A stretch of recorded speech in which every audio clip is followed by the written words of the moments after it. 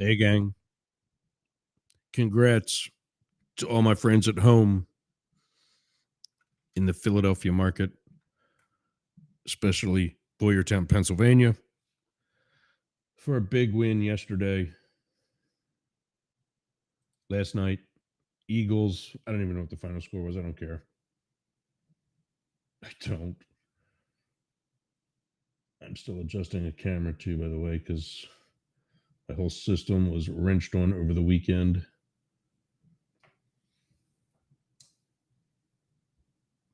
There we go.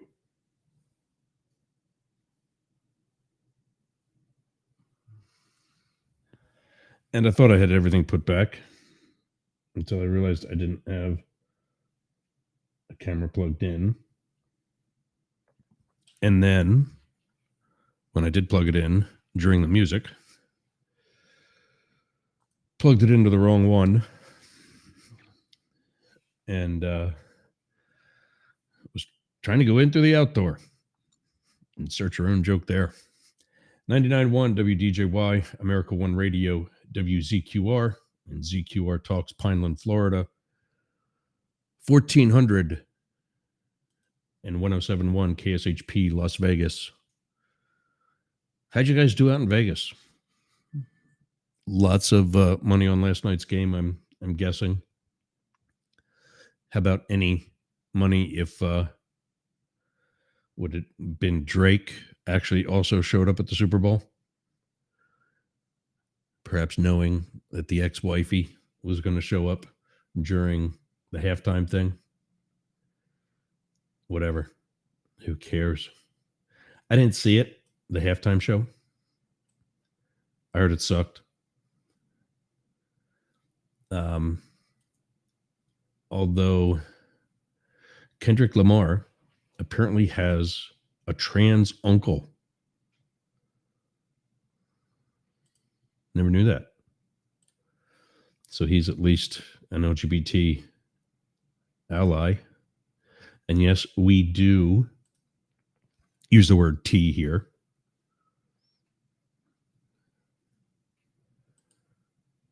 I'm going to try recording today. Why not?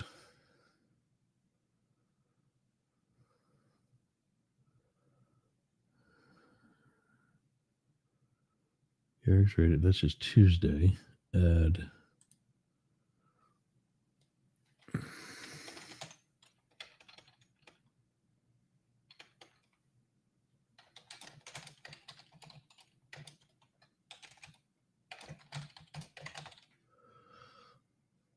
Yeah, you'd think that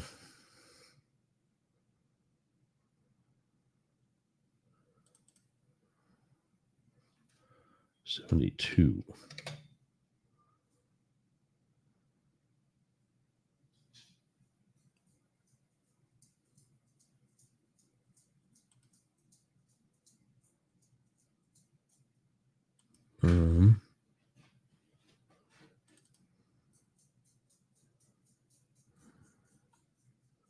I'm just give me a second here, folks. I'm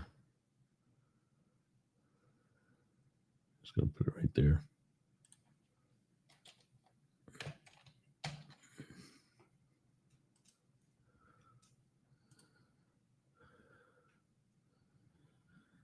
So supposedly, we right now are recording this in one of the new apps. We'll find out. Oh yeah, there we go. It says it's recording. Good deal. All right, how's everybody? Awake? Even though I was up most of the night last night. That sucked. Oh God, was it bad?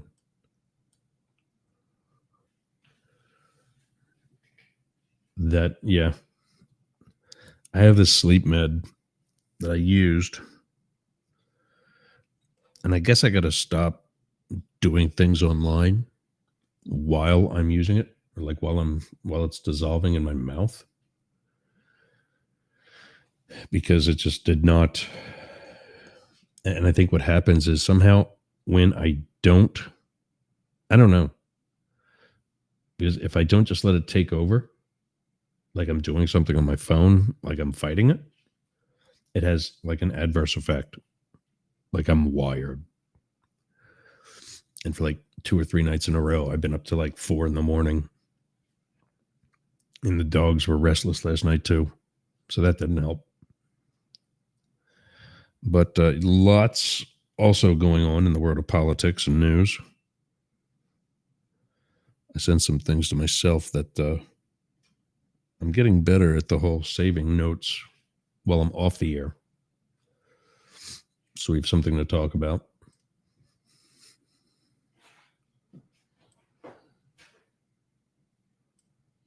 Just making something else bigger so I can see it when it becomes empty. I got to keep better time with my clocks too. That way,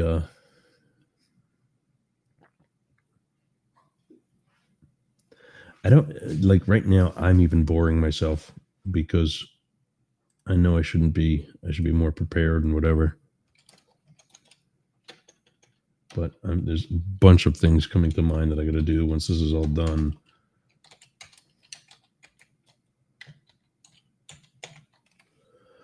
I'm just taking notes or I'm not going to get it done.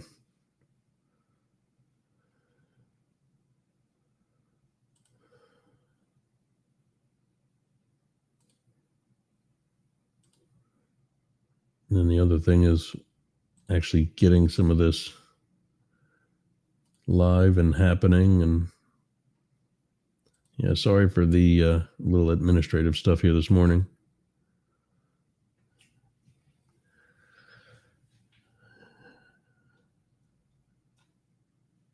Okay, I think everything's set.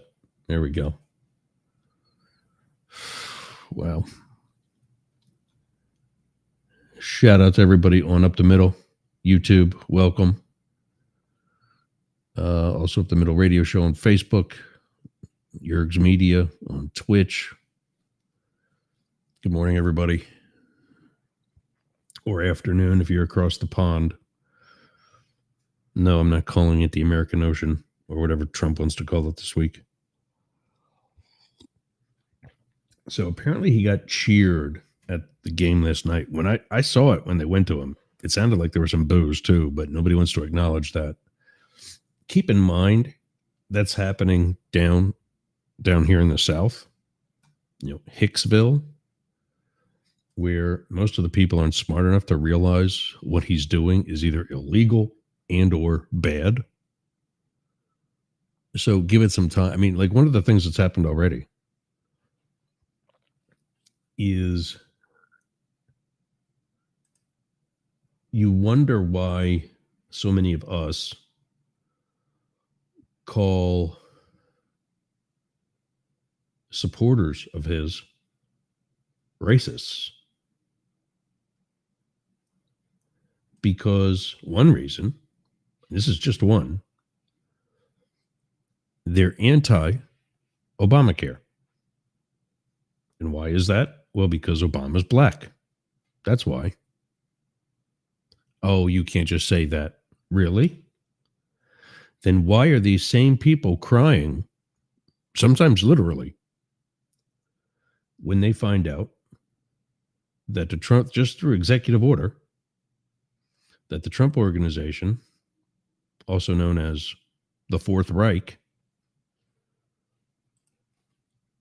has just with a stroke of a pen partially eliminated things that the Affordable Care Act has given these people. They never knew that the Affordable Care Act is the same thing as Obamacare. Hey, Lars. Football's over for another year. We can go back to calling soccer football now.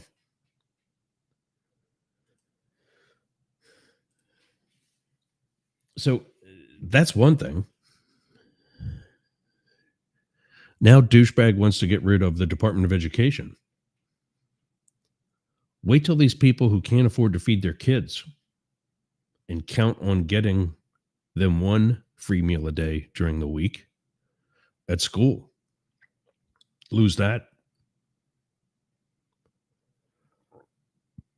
I know it's easy for rich little Jewish boys like Ben Shapiro to say, well, the Department of Education. So he just played a video, which I agree with. This is not a good look for any American anything. I think there were how many seconds in 2 minutes or 1 minute? It's just questions you should be able to either do the math for or that you should automatically know an answer to. 60 seconds in a minute. So 2 minutes would be 120 seconds. Just now, setting up the recording for SSI, one of our radio broadcast platforms, it records in seconds. So for 60 minutes, it was whatever that is, whatever I programmed it for, divided by 2. But for 2 hours, it's 7,200 seconds.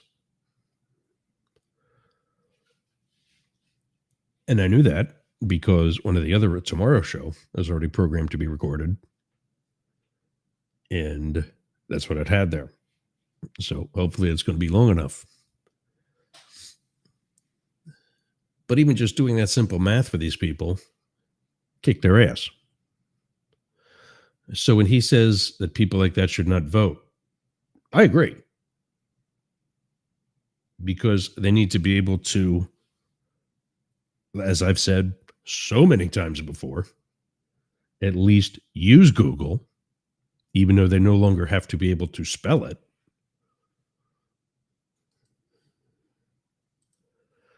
They still need to be able to use it, and they still need to be willing to use it. And that ain't happening. God forbid we work. Well, he is of the opinion that these people should not vote. He was also of the opinion that it was basically like Jay Leno used to do. I think sometimes Jimmy Kimmel does the same thing. They send an intern or something out onto the streets of Hollywood. And to be fair to the city of Los Angeles, the people in Hollywood are not Angelinos, as they're called, residents of the city of Los Angeles. They're tourists. You're not getting locals out on Hollywood Boulevard. Go downtown. Go to, I forget some of the Olympic, or I forget what street my office used to be on. Some F word, Fuentes or something. Downtown. Go into West Hollywood. Go to Melrose. Those are locals.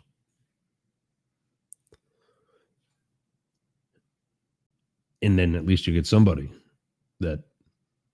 The point being, he used this to legitimize. When you legitimize something, you explain, you find a reason to explain your behavior. In law enforcement, we say, but she did this, that, or the other thing. And that's why you hit her. It's like a domestic violence situation. That is legitimizing. You still hit your wife. It's not a good thing. It's not a good look. And it's illegal. Unless she's coming at you with like a knife or a pot or something. Well, Shapiro is legitimizing Trump's desire to disband the Department of Education. Because I guess he thinks it's not doing its job. Well, when funding and things of that nature are continually being cut, it makes it kind of tough, doesn't it? When a lot of those when a lot of those autonomies and standards are actually set by the states, such as Florida's amazing system. Really doesn't matter what the Department of Education says. Maybe that's a place that instead of trying to just educate, that's a place where we can get funding for after school activities that states are cutting because they're not wanting to spend the money on the band or some after school sports or so many other things. So yeah, let's cut that just because you think you're smart enough. You don't need a Department of Education, so nobody else does either. Just like having cut, or at least try to, I think there's been an injunction, but having cut USAID.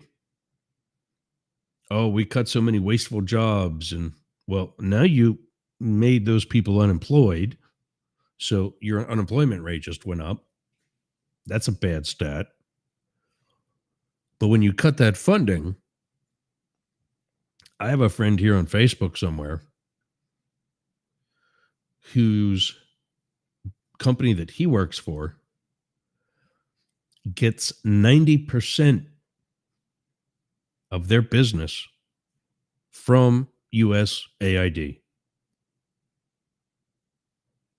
90% of your company went bye-bye with one ignorant stroke of a pen.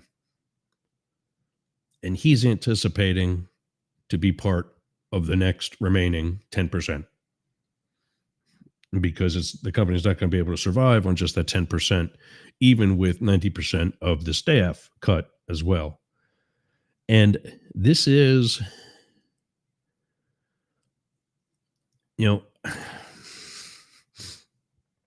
Blake, especially, I think Matt too, on our Friday show. Morning, Ken. Is of the opinion that the president has too much autonomy.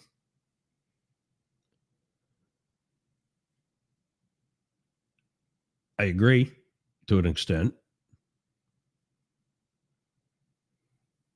I think there's times when he needs to have that.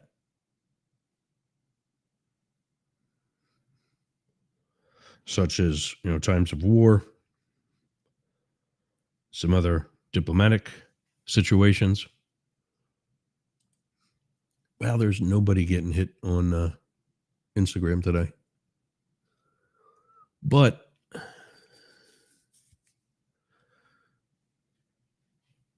we have somebody who really doesn't know how to be president,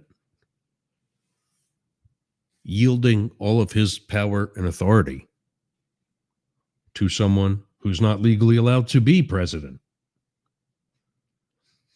for whom it would be an amazing conflict of interest anyway. I saw that Tesla had not even $1 million worth of government contracts, but SpaceX, for NASA, for the Department of Defense, even for other agencies, I'm presuming launching satellites for them, more than $34 billion a year in contracts. You want to cut waste? There's $34 billion. Because the OIGs that you fired, some of them were looking into your waste cutter. Well, isn't that shocking? I don't see any of the maggots that are, cheering his a little bit of applause by people not smart enough to realize who he is and what he's doing in the first place. I don't see them bitching about the improprieties of that relationship.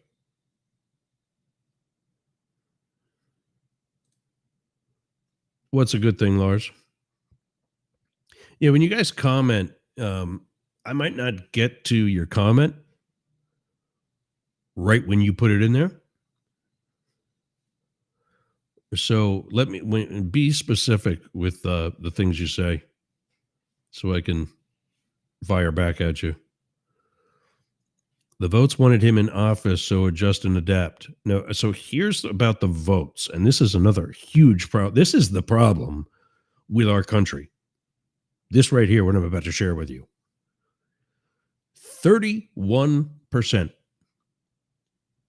of the American population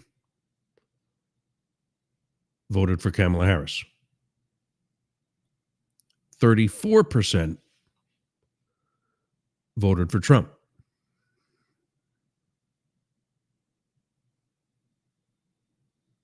35% either voted for a third party, and I'm rounding up to make my math easy. Either voted for a third party, that was like 4%. And the remaining Americans didn't vote at all.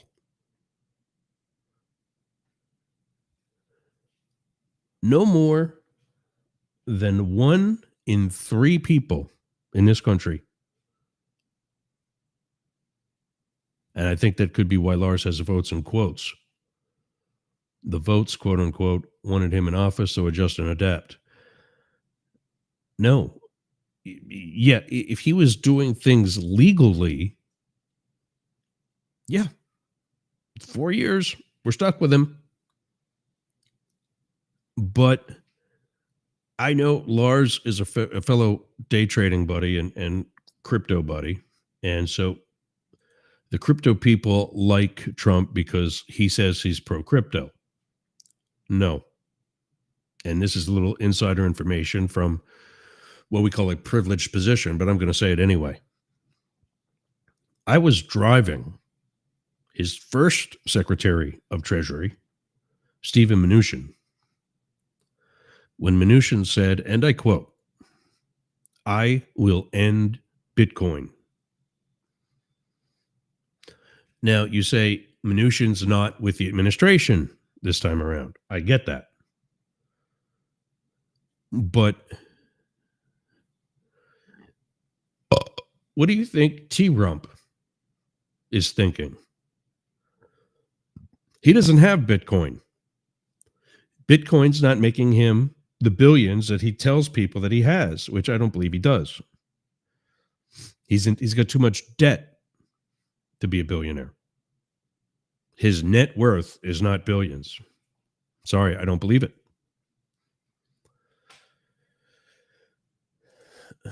But now he says,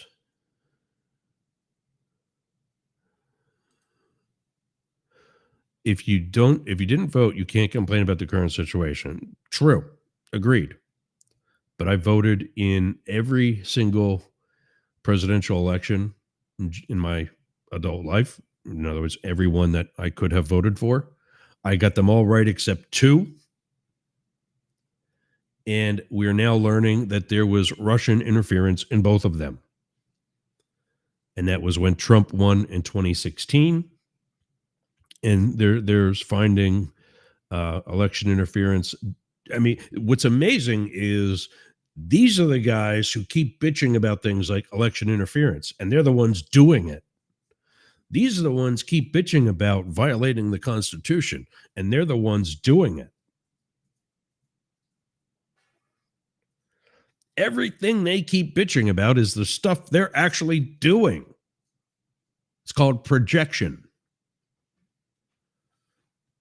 Lars, you're an asshole. Lars is an asshole. Lars is a nice guy. I'm being the asshole by calling him an asshole. That's projection. It's a way of deflecting your own behavior on someone else so as to provide a way to hide your own inappropriate behavior. And what's fascinating about so much of this whole phenomenon that is the MAGA movement as far as making America great, first of all, I can ask you, what period would you like to go back to where we were great? And it doesn't matter when in our history that you point to. Oh, the turn of the 20th century, when, industrialization really was coming into play.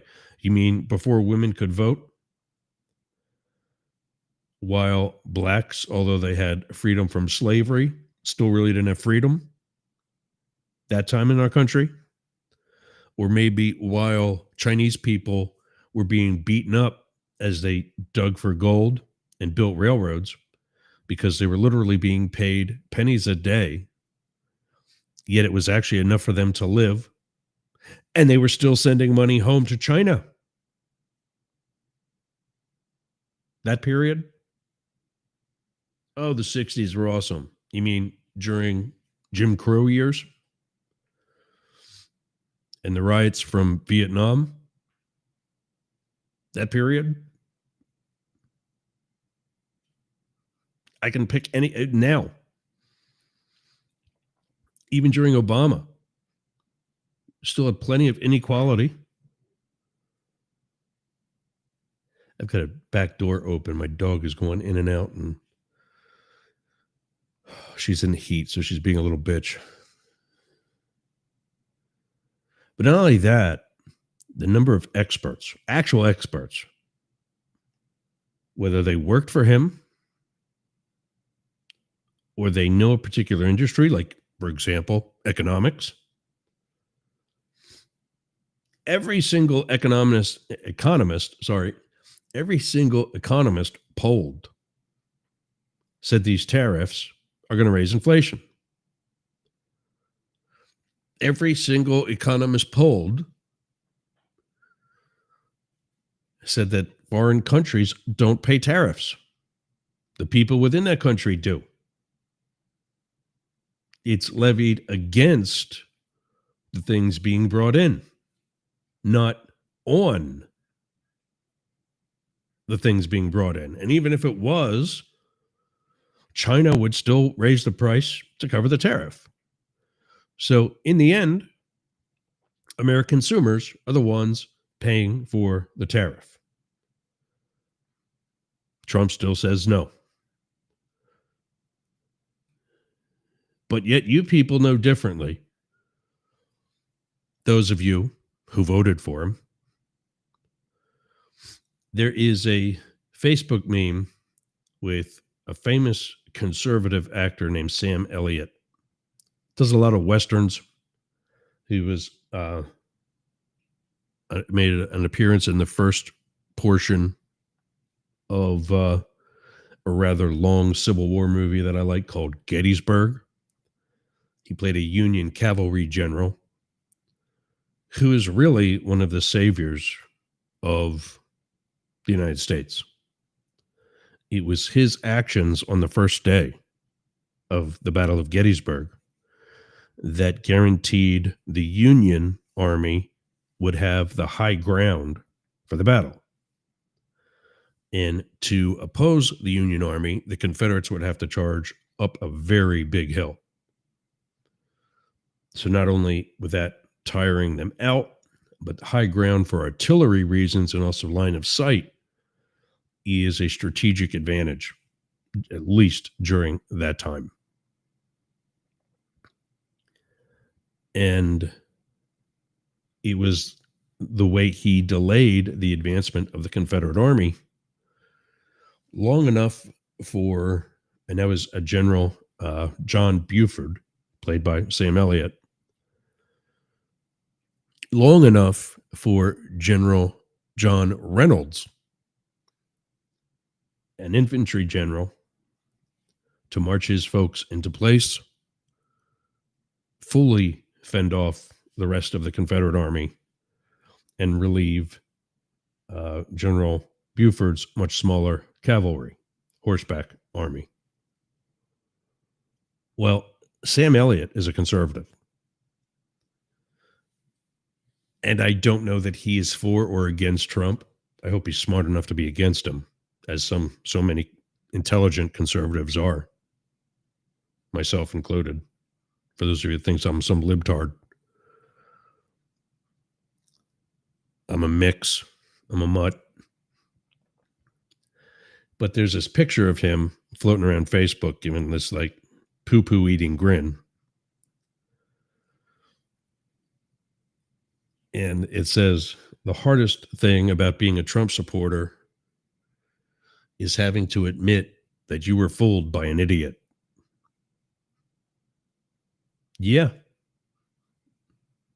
That sucks. And I think the other thing that's difficult for Trump supporters is that you don't have to admit that you were wrong, but you at least have to admit that you were lied to. He said he would end the war in Ukraine on day 1. We're at day 21. And he ain't done nothing. He said he would lower grocery prices on day 1. He wasn't even in office before he pulled that one back.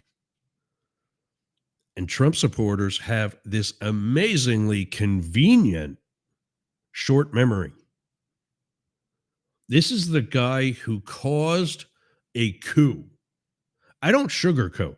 I've been in government long enough to know what's going on.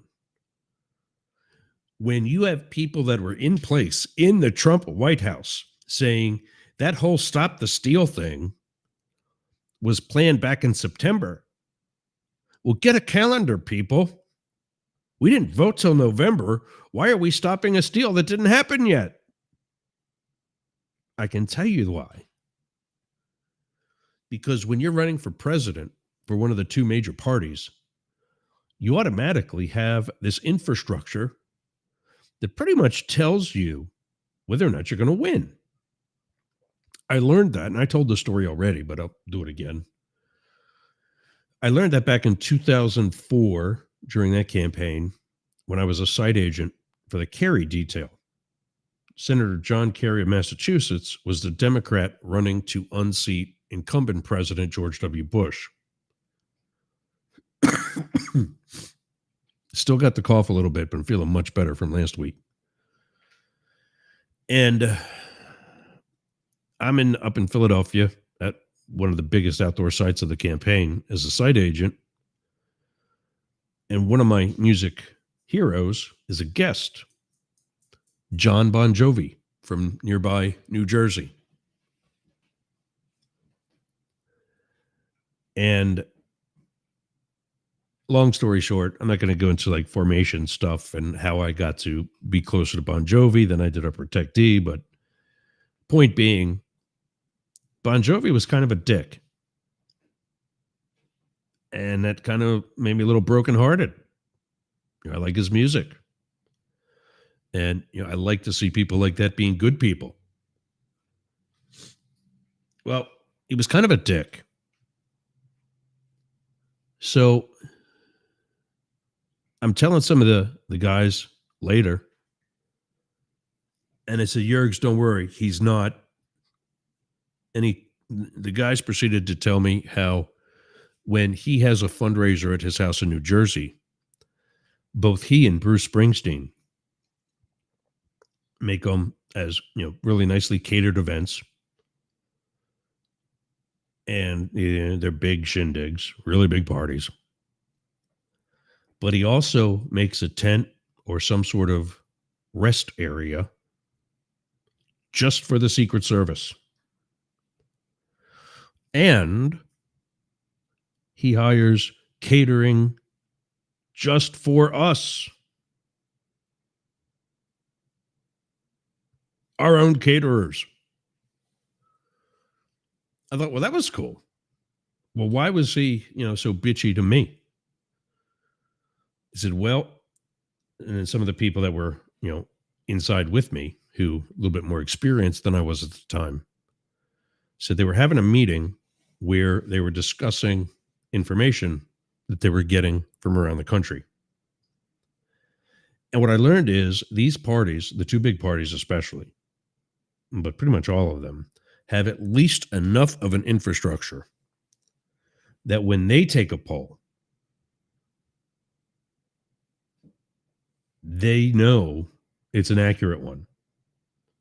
They make sure that it's from a pool of voters, of likely voters, and a mix of Republicans and Democrats and independents and what have you. They know going into election day what's going to happen. And somewhat like this one, this was not a landslide election, contrary to what the maggots will tell you. It was decisive, but it was not a landslide.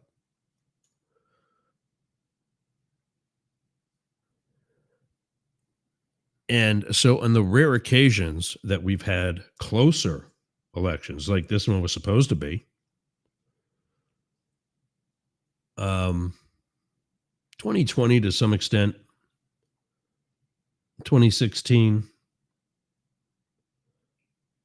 2000 was very close. Then, that infrastructure is a little less reliable. But 80% of the time, the candidates know going into election day what's going to happen because of that infrastructure. And Bon Jovi was in the meeting when they were given the word that they're probably not going to unseat George W. I don't know where I was going with that.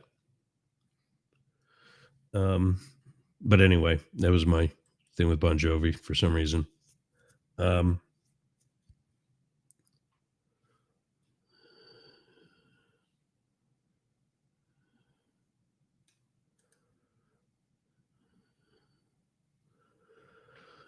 Laura says, I so just like the word. Well, this is actually a phrase, but okay. English ain't your first language, so I'll get you. I'm an expert. Yeah. Show me your predictions without a beauty filter. I don't know what a beauty filter is. The video you're seeing of me is me. But yeah, I got I predicted, let me say, I got to do the math here. 92, 96, 80. Yeah. Or 2000 rather. I predicted Clinton, Bill in 92 and 96. I predicted and voted in all of these cases and voted for Bush in 2000 and 2004. I wanted Clinton in 2008, but when she was eliminated in the primaries, I went with Obama. And as we know, he also won twice, as did I. I would have been able to in those cases, probably find McCain and Romney acceptable, but preferred Obama in both. So that goes up to 2012. 2016, Clinton would have been heads and shoulders better. I mean, it's not close. And her biggest issue was that she did not manage her reputation well enough to get rid of the whole. I mean, the first question somebody asked me when they know that I was with the Clinton family, they say, they say, was she a bitch? No, actually, she was a sweetheart. Have I heard her chew some ass? Yes. But that's part of leadership. Bill Clinton does it. He's a leader. Donald Trump does it. Oh, he's just, firing somebody like he's in the boardroom. Hillary Clinton does it. She's a bitch. And that is the very picture definition of a double standard. Have I heard her chew some asses? Yes, I did. But they were asses that needed to be chewed.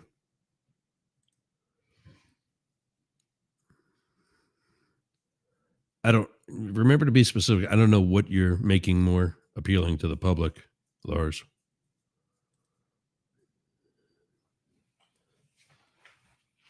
Unless he's talking about the beauty filter or whatever. But I mean, still, these economists spend their lives studying the things you want to do as a day trader to make some extra money. You make some extra money for yourself. Dude, your pocket change compared. I mean, these people just like round off to the nearest couple 100 million and call it a day. And they're still accurate.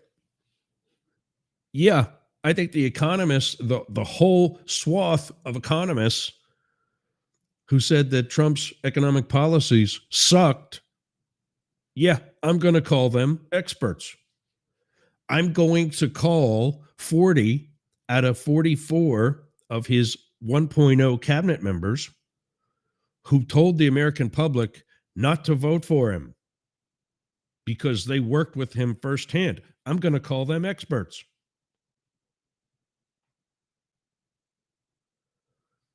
But a bunch of hicks that don't know that there are 60 seconds in a minute or 52 weeks in a year think that they know better. So, yeah, he's saying, yeah, it was the beauty filter is to make it more appealing to the public. There's nothing being made appealing to the public when these economists are saying his tariffs are going to rise inflation. And they are. Gas isn't down. I love these people in like Alabama and all these hick towns that say, oh, well, gas is down below $3. Your post office is in the grocery store. Gas was never above $2 because you fill your truck up once a month and you're done. I know people that drive so far for work, they fill it up twice a day. Yeah.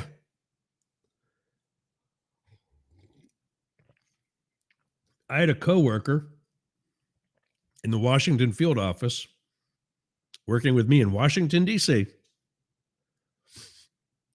drove in to the city every day from West Virginia. That's not even out at Dulles Airport, which is more than an hour away without traffic. This is West Virginia. Without traffic, it was 90 minutes one way.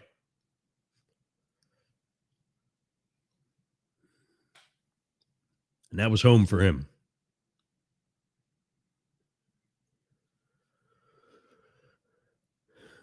So these people that talk about the price of gas, and he brought it down below $3. No, he didn't.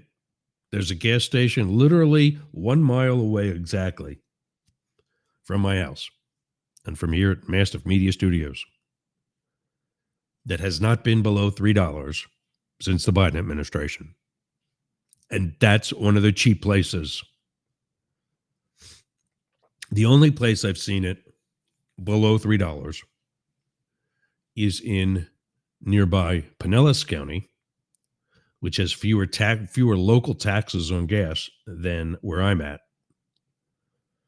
And also, if you go to one of the like economy gas places, like Sam's Club, where you have to have a membership to buy the gas, or you go to one of those really cheap public gas stations, well, you're not getting that value of gas in the first place. You're still getting what you pay for. So Yeah, he hasn't lowered the price of gas. He hasn't lowered the price of groceries. Groceries around here are $10 for a dozen. That's almost $1 an egg. That better be some damn good scrambled eggs. And if I want them over easy, they better not be over hard. At almost $2 just for the eggs. Well, that's actually going to be $6 on the menu, because when you price something at a restaurant, product, food is a third of the price. Well, if that's going to be $2 for an egg, then that's going to be $2 for labor and $2 more for restaurant operating costs.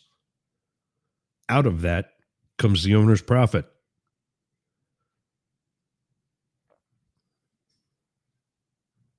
You want to pay $6 just for eggs? You didn't get toast yet. And you didn't get any home fries, no bacon.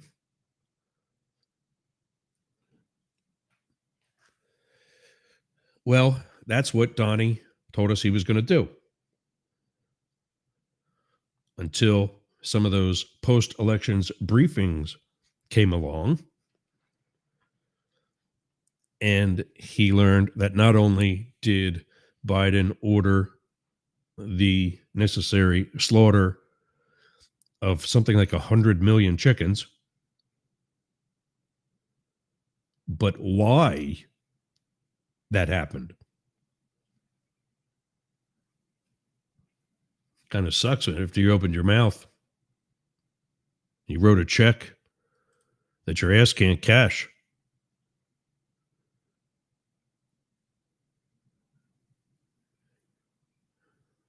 So I am way late. And I got to take at least one break in this hour. We're going to get caught up on some commercials. The whole methodology of the numerous breaks during the course of the hour was supposed to get a lot of short breaks. You wouldn't be away very long. For me, I wouldn't be away, whatever. And by the time you try to do something else, we're back. Well, we still don't have that many. So be back in literally no more than 2 minutes. 99.1 WDJY, America One Radio, WZQR, 1400 and 107.1, KSHP, K-Shop, and the rest of the Mastiff Media Network. We'll be back after these words. Hey, what's in your wallet? Well, I'll tell you what's in mine, and it should be in yours. Capital One. My credit card with Capital One has $0 fraud liability for any unauthorized use. Zero. Flexible due dates. Look in your wallet. See if it's there. Or go to my Facebook page and click on the affiliate link. You get checked for pre-approval. You can apply for the card and enjoy. I got to do some more here. What's that smell? In my studio, it's Aroma by Peter. Scented wax candles with long-lasting wicks that make your place smell amazing. And don't worry, guys. Plenty of scents for you too. For us too. So go to aromabypeter.com.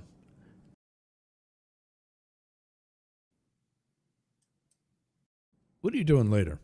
I'll tell you what I'm doing. I'm going to the gym. But not just any gym. Momentum Fitness and Wellness.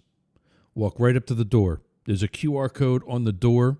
You can sign up right there. You've got no excuse. But not only that, their equipment is amazing. It's kept up well. It's expanded. There's stretching area. There's CrossFit. There's hardcore training. A dedicated area for stretching. Dunk tanks. Sauna. Everything you need to get that Hernando beach body or keep your Clearwater beach body. You can train with your shirt off. You can scream. You can yell. And you won't be intimidated either. Go to Momentum Fitness and Wellness on US 19 and Bayonet Point, Jasmine Estates. Build the momentum.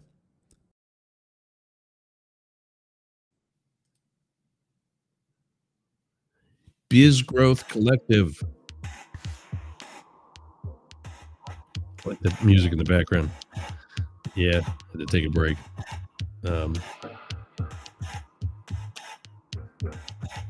Oh, I was that loud, huh? Ken says he could hear me all the way in the next room.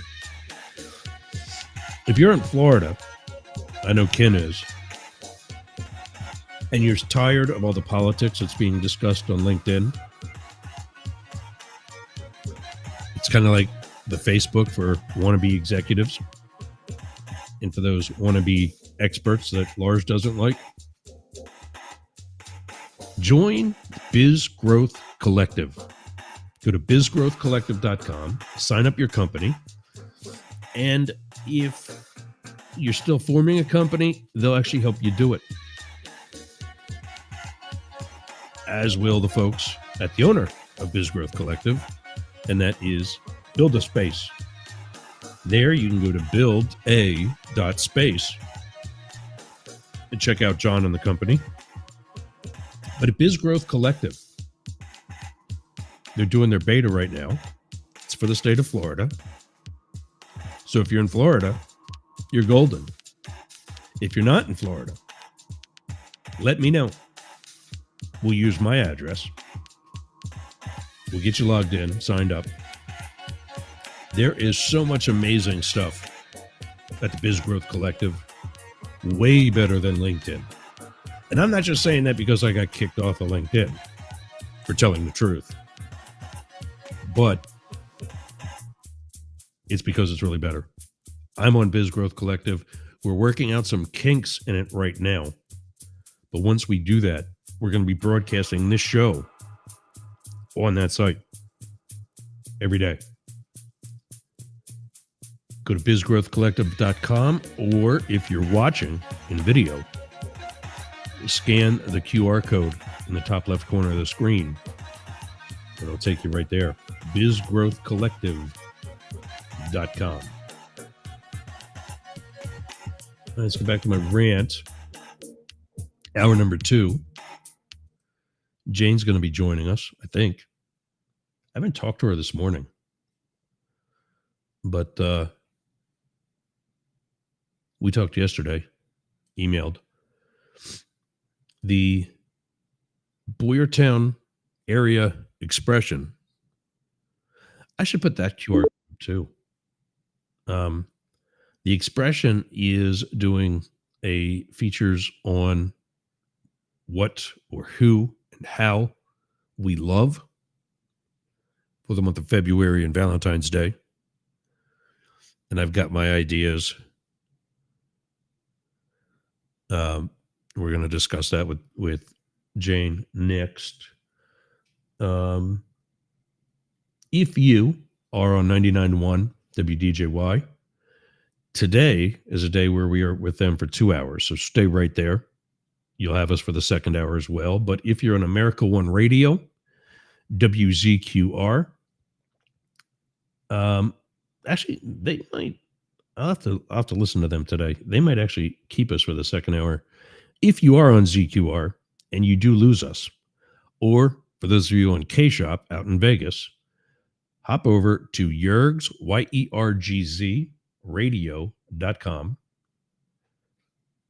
Or you can find us anywhere on any of the platforms by going to yergz.com or mastiff.media. And join us for the second hour. Tell us what you love and how.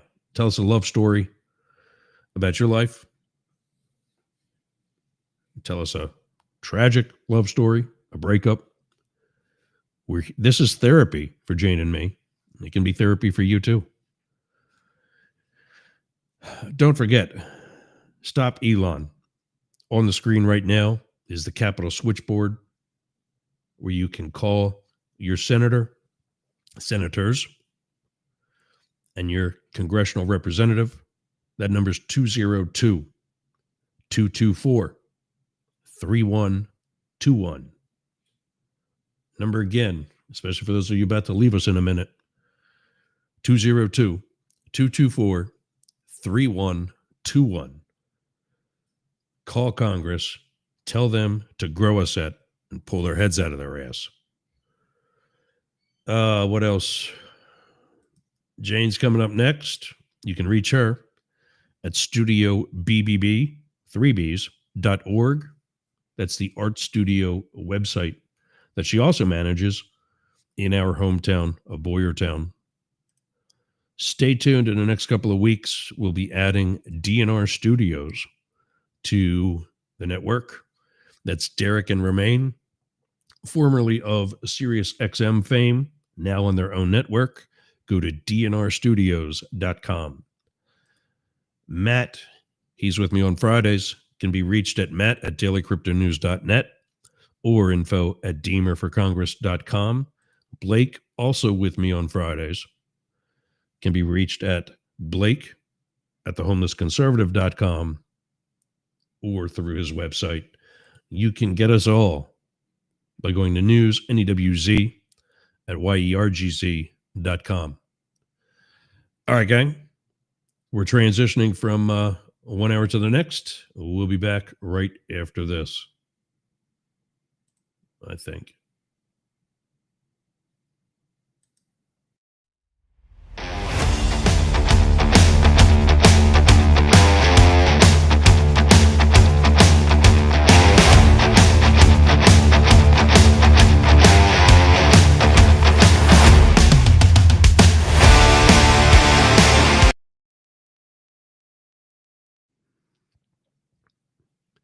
All right, hour number 2. And that's still up there. If you still didn't get it, use it. NEWZ at Yergz, YERGZ.com. That's us. Taking a look at the chat, Lars is saying that this was with regards to Biz Growth Collective. That's cool. Friends of mine are starting a new project in Florida. It's called the Delmore, Surfside, Miami. So it sounds like South Beach, or that general area. And he says it's an apartment complex. You tell them they'll want to reach out to me and get advertising now, because we're looking at some terrestrial stations in Miami, both for purposes of expanding to, just like we do with any other terrestrial station right now, where we get the time on a community station. Or I'm also putting together a pitch deck for investors to actually help us buy terrestrial stations and create our own network. So if he gets in with us now and gets grandfathered, that's going to get some really sweet rates, not only for Miami, but for around the country and around the world, for people that are moving to Miami, as so many people are moving to the state of Florida. So have him message me at that news email and I'll hook him up. We are definitely looking for sponsors. Ken wants to know what my Valentine plans are. Well, hang tight. We're going to talk about that probably. It's pathetic like it is every year. But I know Jane is backstage. Let's see how'd your Super Bowl party go? Hello there. Hi. And yes, it's Valentine's week. So why don't you start?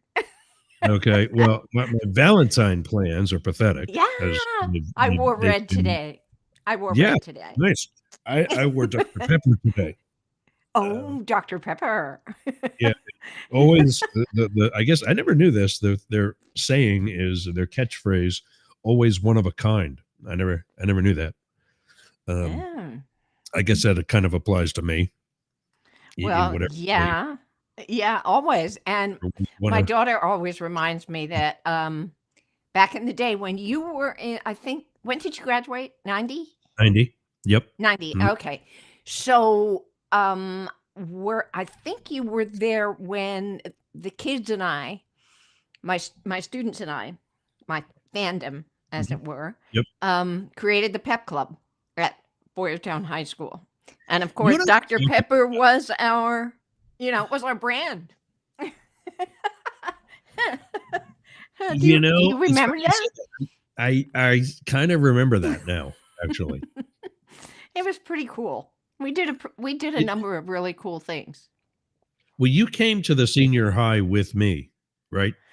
I came in 88. That was my first year. 89. 90. 89.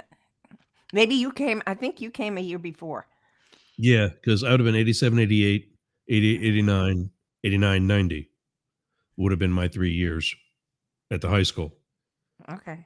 Because then it was a senior high. It wasn't a 4-year school. Right. Anyway, yeah.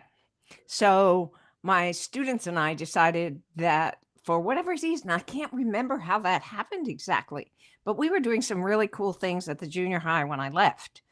We had a Shakespeare al fresco, and had a whole lot of fun with that. And those students, yes, we were outside at West, doing all kinds of cool things, monologues and little skits and all that kind of stuff. Anyway, so when I went to the high school, the kids and I, of course, knew me and wanted to continue doing some really cool stuff, and decided that the senior high wasn't peppy enough.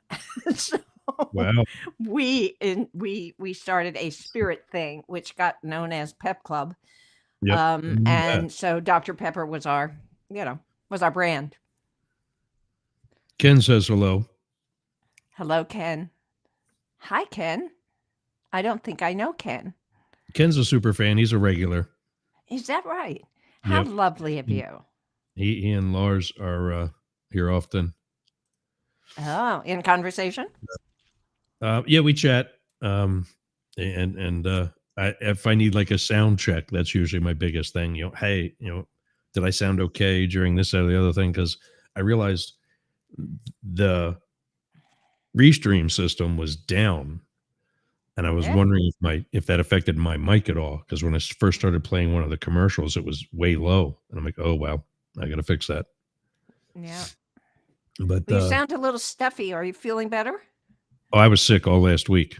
After, you and I. You weren't sick the last time I talked to you. That was 3 weeks ago, though. No. Were we together last week? Yeah. Okay. So that was the first day back from you being away 2 weeks. Right. Right. Yeah. Okay. Right. So right. I had the symptoms then. I was coming down with it. Tuesday was only an hour-long show, so I pushed myself through it. Wednesday was our second 2-hour show for Wednesdays. We're now 2 hours on Wednesdays. And I told Philip, go back to bed. I'm going to play a best of. I'm going to play last week's show. I'm sick. And I pretty much sat here and just let it play for the 2 hours. And I just made sure nothing, nobody got disconnected for whatever reason or was here to troubleshoot. Right. And then after that was finished, I went right back to bed. I slept most of last week. That's probably the best thing for you. Yep. Yeah. After Wednesday's show, once that finished, I went to a doctor who's now my primary care physician. He sold me. And been on antibiotics ever since. And then Friday, I actually started feeling really good again. Wasn't too crazy, and I was still really fatigued. Like I slept in on Friday until like 10:15 for an 11 o'clock show. Yeah, so that was a little hectic getting ready, but the other two carried me through it. And then it also kind of messed up my sleep schedule. There's some nights I've been up to like 4 a.m. And that's never fun anymore. It was fun in college and whatever. And you were glad to have made it through a night shift, but I don't miss night shift. I don't miss stuff. Yep. And so I'm trying to get back to it. And not take the 2-hour naps during the day, which also screw up the sleep schedule. Mm-hmm. But this weekend, I started feeling a lot better. Good. And I mean, now I'm still snotty, but way better than. Yeah, I mean, I had fevers. Did you get tested for COVID, or was this just, quote, just the flu? Yeah, just your basic cold, some bacterial thing that's going around. I mean, he knew right away what I mean, I was there 2 hours in this doctor's office waiting to be seen. The total amount of time. I was with him for probably 15 minutes tops. Mm-hmm. And antibiotics, cough meds. He's got me on a second. It actually wasn't cleared yet by my insurance company. I should actually probably call them and put a stick of dynamite in their rear end. A second medication for I got the old man prostate already. It's enlarged. So he's even setting me up to get that lasered and shrunken. Which is, the after effects will be very much welcome. Not have to take 20 minutes to take a piss. There's too much information. That's okay. You're used to it by now. I'm used to it. Oh yeah. Every morning we have my husband has to make sure he gets to what he calls the gym. Other people call it the John. He calls it going. I gotta go to the gym. I've been to the gym. So every day, it's talk about the basic functions of life. He even is now paying attention to the dog. Well, did the dog get to the gym? Yeah.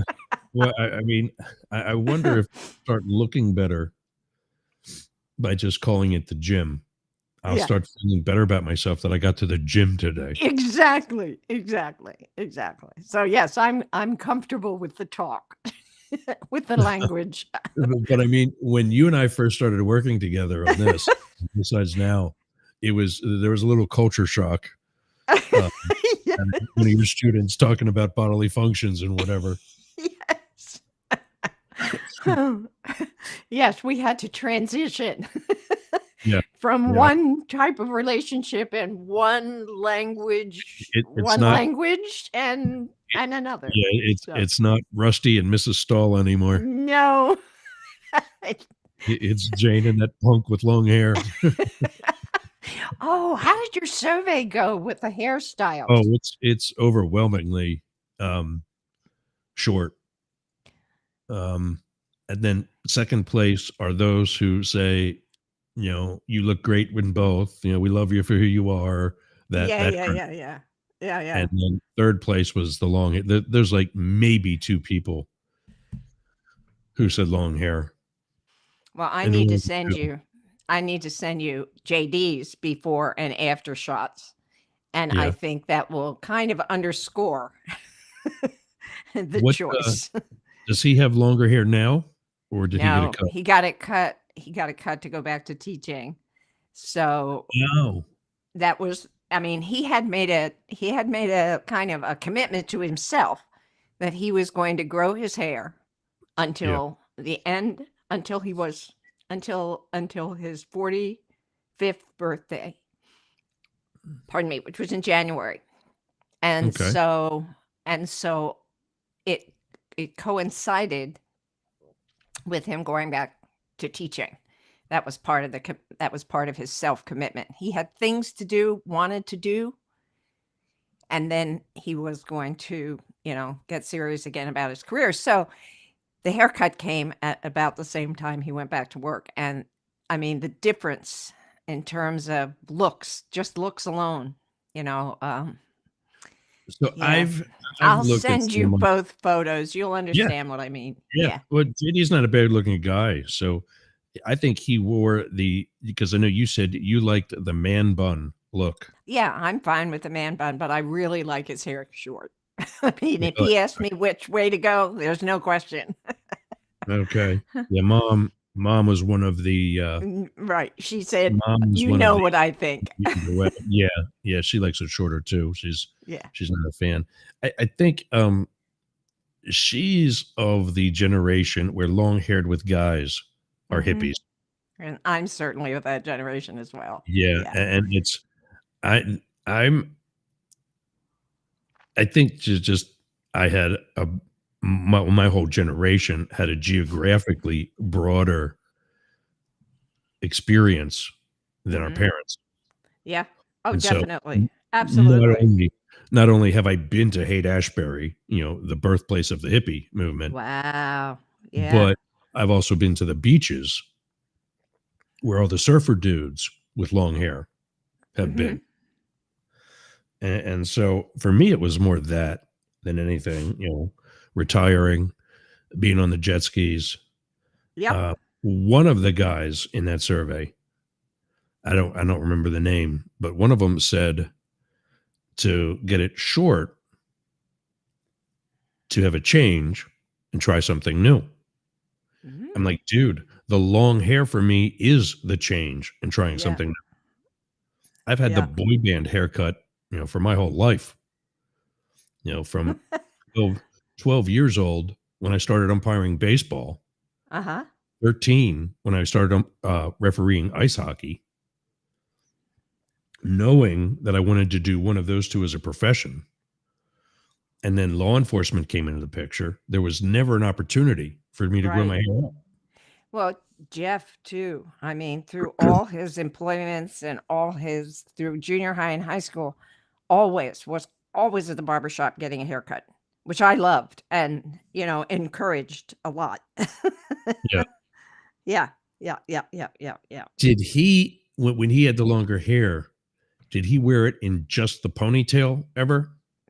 Or Bannon? No, he wore it most up Yeah, yeah, that's how he wore it yeah. when he went public. But I can't figure out how to send it to you right now, so I'll have to Oh, send that's it okay. later. Yeah, that's fine. Send both photos, the one where the right before he went to get it cut, and then one a few days later. So, Well, and there's a I did distinct like difference. I did kind of a before and after within one. I let Yeah? one side, Yeah, I saw you know, that. Yeah, that was and clever. slick the other Yep. side back, Yeah, yeah, so yeah, yeah, it yeah. would look like it was short. But It remi I mean, it rem I've still got, plenty of photos. I mean, my actual headshot that I use, I actually got to replace, and I'll probably do that if I get my hair cut. And I'll tell you why I'm going back and forth on that too. But I'm about due to update my headshot. I'm Ah, more muscular in my official headshot uh-huh. um, than what I am right now, and so I'm thinking I should be honest about that. I've got I've got way longer hair than what I had in the headshot, Right. um, and that hair was actually long for me. It was short on the sides, Mhm. but longer on top, Mhm. and really long in the bangs, Mm. so that I could slick it back, and Mhm. there was still like the Superman curl, you know, Mhm. came front, but it was actually instead of the curl on the forehead, it was actually down on my face. It But was we that. had discussion recently, back in the day, we are of the generation of like the hippie generation when my Yeah, husband wore his hair longer and pulled it back in a ponytail. Now he doesn't have the kind of hair that Jeff has. yeah, Jeff was really thick. Paul's not. yeah. But, Mine too. we were on vacation once when we live in Colorado, my parents came out and we were touring around the Southwest together, and one place we wanted to stop for the night, there was a great big sign in front of the, establishment that said, "No long hairs or hippies allowed." And Paul at that time had long hair. So my dad had to go in and say, "Well, I've got this son-in-law in the car and he's got really long hair." and your sign discouraged us from stopping, but you want to check him out to see if you'll allow him to stay in your establishment for the night. And so the guy came out and checked Paul out and decided it was okay. He'd accept him. Wow. Memories from That's back in the progressive, day. though, being able Yeah. to get past a requirement like that. We passed the test. Yeah. It was Nice. funny. Yeah. Nice. So back to Valentine's Day. So you Yeah, said your that Valentine's Day also celebration is going to be kind of lame again. You want to talk about that? well, not really, no, but uh, uh, but also, I've also got ideas for what I would write for the Oh, yes. Yes. What would you write? so Practice it. my loves. I haven't done it in long enough to really talk about the jet skis, but I don't know where the other one's at. She's probably in the bed. My loves are the dogs. You know, Okay. being up most of the night last night, I could just lie in bed and look at them curled up together or on me. Yep. Shady is probably about 45 or 50 pounds by now. She's thick. Dick. And she'll just crawl over the bed over top of us. She steps on Matrix. He doesn't care. She just keeps right on going. And she'll put her head down on my chest. Is that right? Or she'll use his butt as a pillow. Him. But then the other night I woke up and he was using me as a pillow. It was his head on my chest. I see. And I sleep on the very edge of the bed. I usually, as the mattress rolls to go down over the side, You're there. Yep. That's in my shoulder blade. And there's been nights where I have to have a foot out on the floor to keep yourself from rolling out of bed. Yeah. But for those two, I wouldn't do anything different. Even when I still lived at home with mom and dad, the summer that our house caught fire, we all did, but we went back into the house after Raquel, our chocolate lab. When it was time to put Anton down, my Rottweiler, the first dog I had on my own, Moby, who now has also been put to sleep, was only about 6 months old. I was in Australia when my brother called me and said, something's wrong with Moby or with Anton. He's in the hospital. And long story short, when I got home, the first thing we had to do was put him to sleep. I asked the doctor at the hospital about doing it at home. And she says, yeah, that's become a thing. But I have to warn you, I did that with my dog. And now every time I walk past the fireplace, that's who I think of is having put him down there. And I said, well, that settles it. He's coming home because this isn't about me. And she smiled and was happy to hear that answer. I wanted to do the same thing with Moby, but he got too uncomfortable too quick to be able to schedule something like that. So because we crossed the country twice in our minivan, I put one of the dog beds in there. And I told him, come on, we're going to the doctor. He's going to make you all better. Because we actually had an appointment to get what was ailing him dealt with.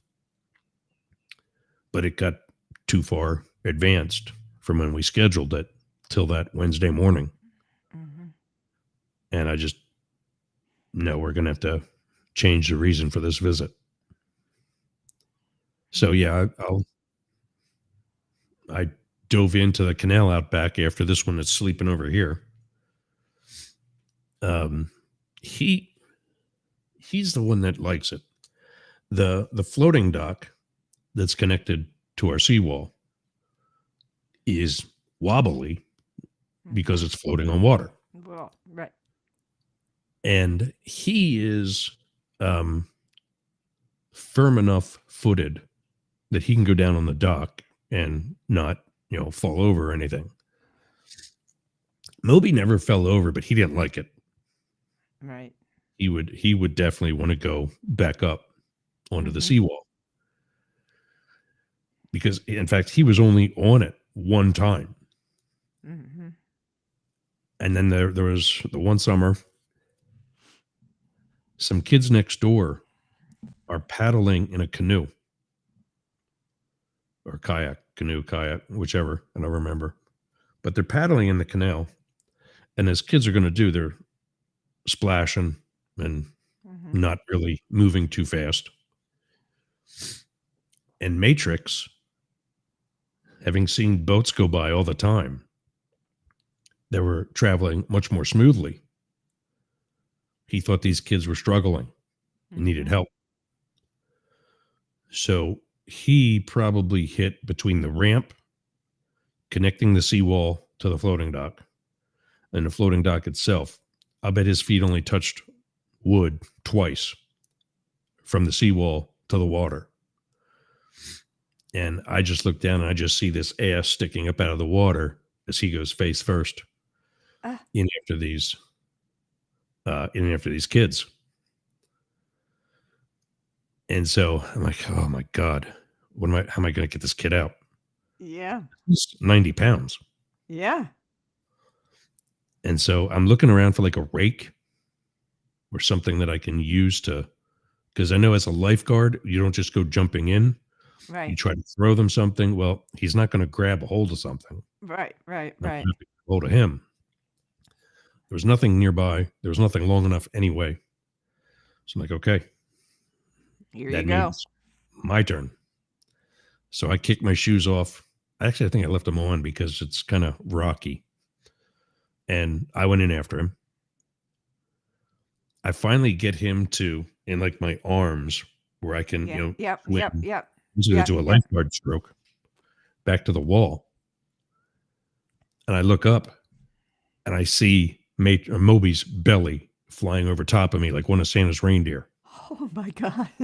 The second time in his life that he had been on that floating dock. He came down to rescue me and Matrix in an environment he didn't like being in. Mm-hmm. So now you have two. I got two I got to go get. So I get Matrix to the wall. He's standing on the rocks. I go out. I bring Moby. I'm all scratched up now. Because of the rocks, Matrix, Moby. Matrix decides he wants to go for a swim. He starts heading back out. Oh, no. Keep in mind, it's also lower tide. It wasn't necessarily low tide, but lower tide. So the distance from the water line to the top is much more than what it would be at high tide. Yeah. Especially during the summer when tides change. Lower tide can get lower, and high tide is almost, in some cases, up to and over the wall in some areas. So I'm yelling for neighbors. The people that were outside with these kids, they come running. I'm like, you guys got to come down, drop down your knee. I can't get them up. I was exhausted. That kicked my ass. And I had been in the gym still. It wasn't until Moby passed away that I went into my deep funk and hadn't been to the gym since.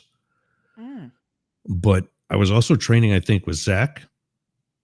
So I was more concentrating on training him than I was training myself. And so I wasn't in the shape that I used to be in. And retirement and starting to drink a lot more beer because I don't have to go anywhere. Did that to me. I was just telling somebody about that. Actually, Matt from the Friday show. First time I saw him post a shirtless selfie on Facebook, he was talking about, this is the strongest he's ever been. But I like my beer. I'm like, dude, quit the beer. Trust me, quit the beer. It'll go away quickly. And he's not 50 yet. I was 52 at that time, 50, 51, 52. So I would say it's probably going to be the dogs or my careers. Because I've thought about this many times too. I have, but I've never really had just a regular job. And I have, I've done construction with my dad, which for me was not a career. It was so I could make money during the summer and still have the autonomy with an understanding boss to leave not too much longer after lunch so I could go home, shower, and get ready to go umpire a Legion baseball game. And right after I got out of pro baseball, I needed to get work. So I worked at a grocery store on midnight shift, stocking shelves. That's something I'll never do again. Yeah, I got a whole new respect for people that work in a grocery store, especially the ones at midnight. That was just mind-numbingly boring. And that's just not me. There's plenty of people, and this is what I would write about maybe if I choose this instead. But there's plenty of people that can have a job like that. All they want is a job. What for them is a good paying job. So especially around here, so they can have their truck and maybe a boat or whatever. And their thing is they like to go hunting or fishing. They don't care their 9 to 5 or whatever shift that looks like. They just want to be able to go hunting and fishing and other things, jet skiing, boating, whatever. But just for me, I think my autonomy, that's one of the things why I like the Secret Service, was at least the way they pitched it to me. They just say, here's what we need done. Go do it. And I know how to do what has to be done. Criminal investigation, a security plan, site survey, whatever. And I'll bring back a good product. And the other thing was, I did realize that not quite a third of your entire week, if you get 8 hours of sleep, that is a third of your week. The other, almost a third, is going to be your job. You should probably like that third of your life.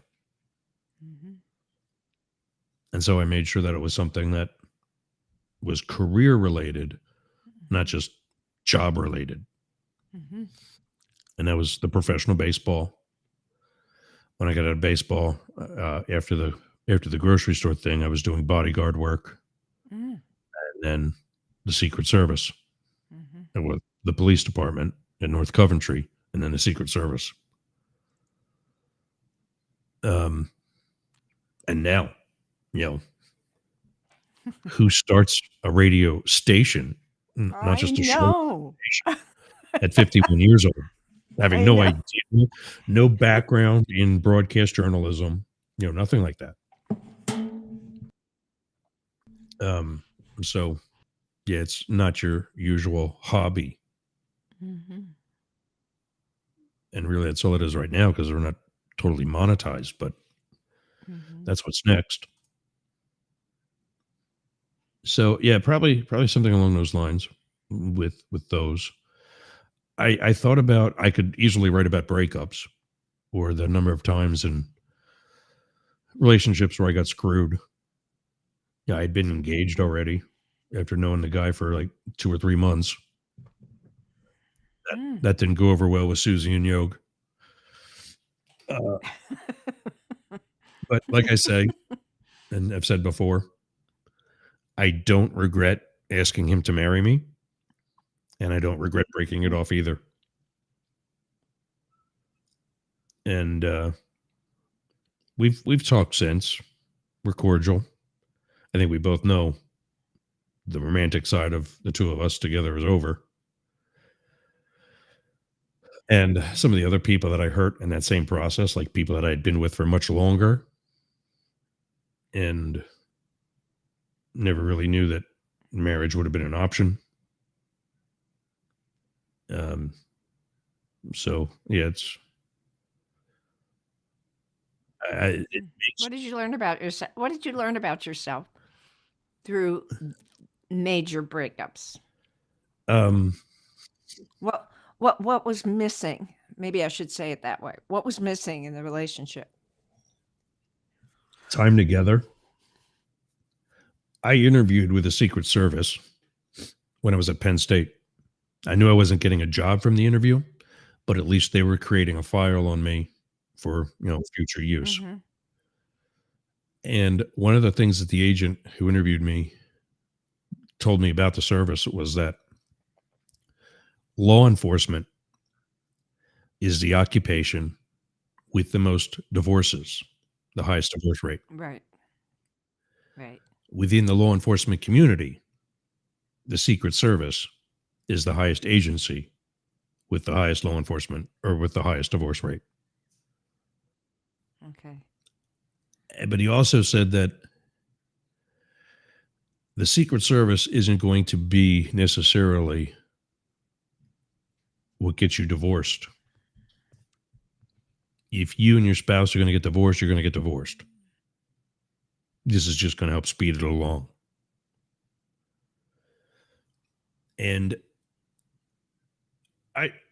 I would have liked to see a bunch of different relationships that I had if I wasn't suddenly leaving for a couple of days and having to tell them, yeah, I'm going with the president here or there, wherever. Mhm. Especially in the gay community, everybody makes themselves out to be more important than what they really are because they want to be important. Okay. They want to be a big deal. They want to, be popular. Okay. I was really traveling with the president. Mhm. I may not have been on Air Force One with him, but Mhm. I was going out in advance to learn the site that he was going to be at for 2 hours Mhm. so we could keep it safe. Mhm. And I don't think a lot of people even really believe that. I mean, they thought you were making yourself out to be more important than. Is that it? That, but also, I think when I say that I'm going out to be with the president, they're hearing that I'm going to be sitting here talking to the president like I'm talking to you. Mhm. No, that's not what I'm talking about. He's not even going to know that I'm there. Mhm. It's not like W or Obama's going to walk by. Hey, Yergs, what's happening?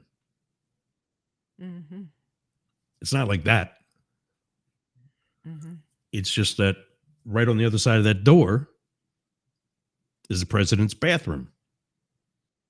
Mhm. And I got to make sure that nobody sticks a stick of dynamite in the tank of the toilet Mhm. Mhm. or anything like that.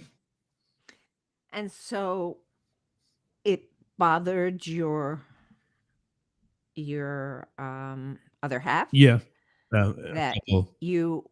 There were different ones throughout my career. Mhm. I think the other thing was the moving. If I was dating somebody in San Francisco, I know one guy and I stopped seeing each other because of the fact that I was not going to be finishing my career in San Francisco. He's like, "You Okay. want to go to protection, which is in DC. I've got my family and a great job here, which is not in DC. Mhm. What are we doing?" Mhm. Yeah. Yeah. Okay, that makes sense. Yep. Yep. Yep. Yep. Yep. Yep. Yep. So I'm anxious to see what happens now with my social life. Of course, Yeah. What do you have in the works? I'm looking at the group, the site called Meetup, which is a social engineering, social networking site that you find common interest people. Right. And you could do it for writers. Phil Repko could do it. Yep. I'm familiar with Meetup. Yep. Okay. Yep. And in fact, the Thursday meeting, the morning meeting that you came to once, I learned from on Meetup. Right. That's a Meetup group. Yeah, that's a Meetup group. Okay. And there's, social, and I don't know that I want to do dating, because it's like, I think the people that are like a dating site. It's not a dating site. Even dating site. It's not like com. I think it's like they're trying too hard. I would rather just meet somebody organically at a thing where we have something in common, besides the fact that we're looking for another half at our age. I do this too often, and I should stop, but I compare myself to mom and dad, because I think probably every kid does. But when mom and dad were 53, I was 33 and moving from the Philadelphia field office to the San Francisco field office. Actually, I probably was already there. So totally different time, totally different life. Yep. Oh yeah. Yep. Yeah, that would have been 2004. So yeah, I was already in San Francisco. Yeah. So in comparing yourself to mom and dad, do you feel like you are behind? Is that what you're trying to say? Certainly in marriage. I mean, it was 69, 70. So they're going to be married 55 years this year. And because of COVID, my brothers and I didn't get a chance to throw them a 50th anniversary party. Of course, I can't say anything here because mom listens. So I don't know if we're actually, I don't really be quiet. Yeah. Well, yeah, but the sucky part about that is I don't really talk to my brothers, unfortunately. As a result of your Christmas visit, as I remember. Yeah. Well, I mean, it kind of was made quite obvious there. But yeah, whatever. Somebody dreaming? Ginger's behind me. She's having a dream. Yeah. And if you hear her, she's talking in her sleep. I know that sound. Yeah. Yeah, I love it. I know that sound. A couple times a night I get woken up to put one of them back to sleep. Yeah. It sounds like that's peaceful though. Sometimes you can tell that they're scared, angry, or something like that. Yeah. Well, she encountered a couple of dogs on her walk this morning, so I think she's. Oh, nice. Yeah, I think she's dreaming about them. Nice. So I think my piece for the expression would be probably something about the dogs and the jobs, or maybe a combination of the two. Just because my romantic life has been anything but. Well, you haven't had time to have much of a life since I've known you, in developing this radio station for one, and surviving several years of hurricanes and the destruction of your domicile. I mean, when do you have time to be romantic? When do you have time to go to meetup groups? You don't. Yeah. That's what sucks about me not being as handy as my brothers, as my dad. I just never had the interest in it. I mean, there's certain things that I've done here and could continue to do, but I'm probably not going to do it right. It's not going to be fun. It's not going to really show. Like, I wanted to even start painting. Well, because the whole bottom 4 feet of the wall are torn apart, there's still only so much of that I can do. Mhm. And then there's spots where the drywall is not ripped off the wall, but the paper is. Yeah, So I've I got to understand. plaster over top of that and fix that too. And I'm like, uh, it, Well, Paul did renovations in our house over a number of years, yeah, and for quite a time. I mean, we had drywall that was unpainted. We had yeah, floors that were just bare wood that you could sometimes see between the planks down to the yeah, basement. And he yeah, was in no hurry, you know, until finally I said, okay, you're going away for your work to a show, a convention over the next week. I just want you to know I'm hiring somebody to come in here and put a floor in. Do you want to give me some input about what you want? Because I'm going ahead with it. And so then he got busy yeah. and made the decisions and hired the people and all that kind of thing. But it took some major poking because he would have just lived with it. And after it was done, he said, now it looks nice, doesn't it? I said, yes. He said, well, Well done. Is that what he was looking for? well, yes, it looks nice. He said, but just think if we hadn't done it so soon, it would look nicer longer. I mean, there's no fixing him. Yeah, that year. Yeah. Well, Yeah. But I mean, that. we lived with the renovation for Oh yeah. years before When I me and finally had Dad, enough. I when mean, I Dad, was scrubbing I was washing the floor, right? And getting splinters in my hands. oh yeah, yeah. So the When last been there, time I did that was the end. Yeah. yeah. So when Dad left Hollenbach's, he Mm. worked at Hollenbach Home Center in the construction division when Mhm. he lost his job at BF Goodrich. Mm. The when the plant in Oaks, Pennsylvania I closed, understand. Yep. he was at that, and then he had to find something to do, and he got a construction job in at Hollenbach's. Perfect. When he had enough of that, Mhm. he and one of his coworkers went into business together doing Mhm. their own contracting. And his first house that he built was the house that you saw up on Mhm. top of the hill in Earl Okay. Township. Yep. When we left Coperbrookdale Township, the house wasn't finished yet, but they sold the house in Coperbrookdale. Mhm. So we moved into my dad's building that he owned on Philadelphia Avenue, Mhm. his dad's old barber shop. Mhm.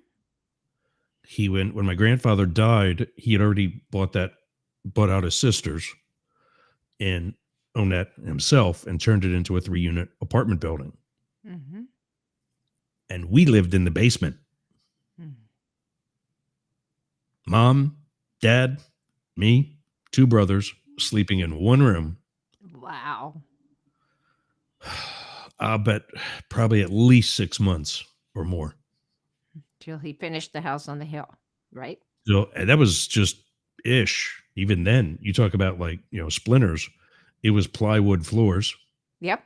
maybe with a throw rug over top of it. Mhm.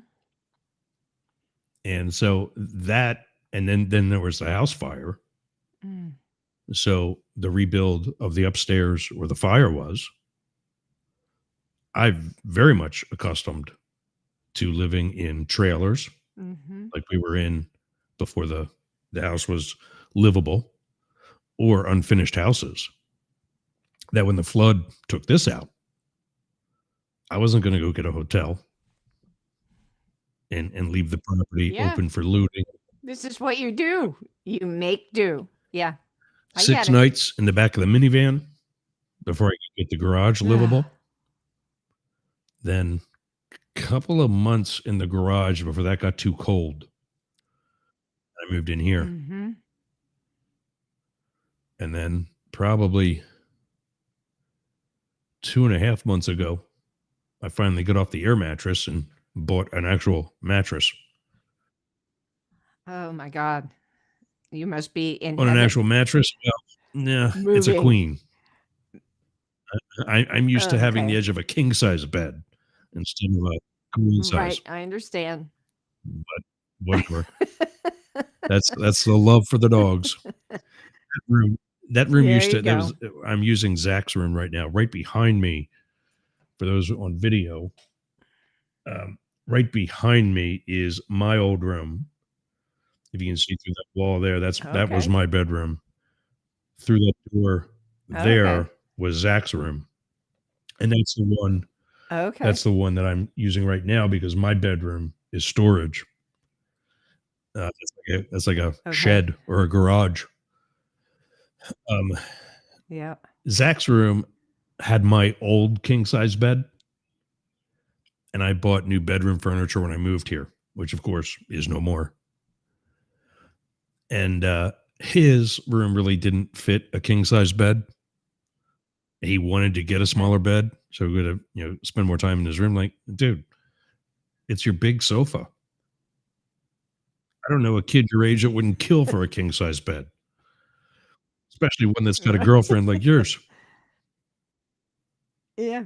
Yeah, I'm not stupid. I'll just say that. And so now there's a queen size bed in it because I'm probably going to take the closet in it and turn it around and put that closet into my room. So I actually have two closets in my room. And I'm going to put another closet on the wall on the opposite side of the room, decreasing the size of the floor plan.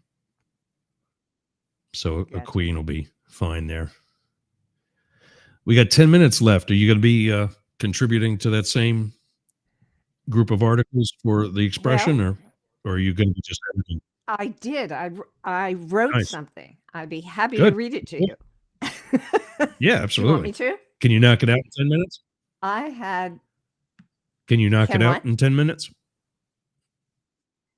I Yeah. can. Sure. I read fast. Okay. It's titled something like I Got You, Babe.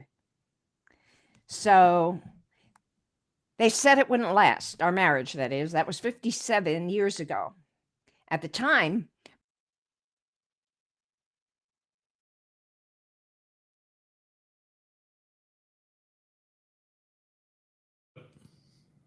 She's having some audio difficulties.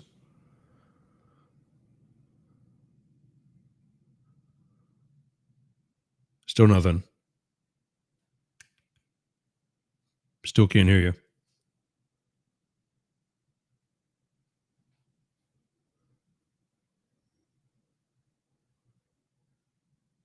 Oh, I don't think she sees me. I'm waving to her. Yeah, we still can't hear you. I don't know what happened. That was weird because she's just sitting there reading, and all of a sudden, her audio went out. Still nothing.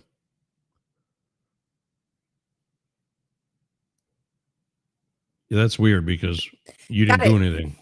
Got it. I had turned my mic off. First of all, I unplugged it and then I turned it off. Yep. So what can I tell you? Still Give me a nothing? thumbs up if you can hear me. Yeah, she's reacting, so I can. Yep. I don't know. Yeah. Well, nothing we can do about it. We lost your mic. So I don't know. Is JD coming to pick up Ginger?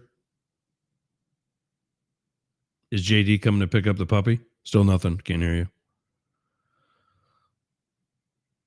You can hear me. But Unmute. Can you hear me now? Oh, Ken says he can hear you. Are you serious? Don't know. Ken says he can hear you. I don't know why you can't. Keep going. I shall keep going. I'll figure out you're finished when you stop moving your lips. Okay. Go ahead. I'm gonna read. Okay. All right. Title: I Got You, Babe. They said it wouldn't last.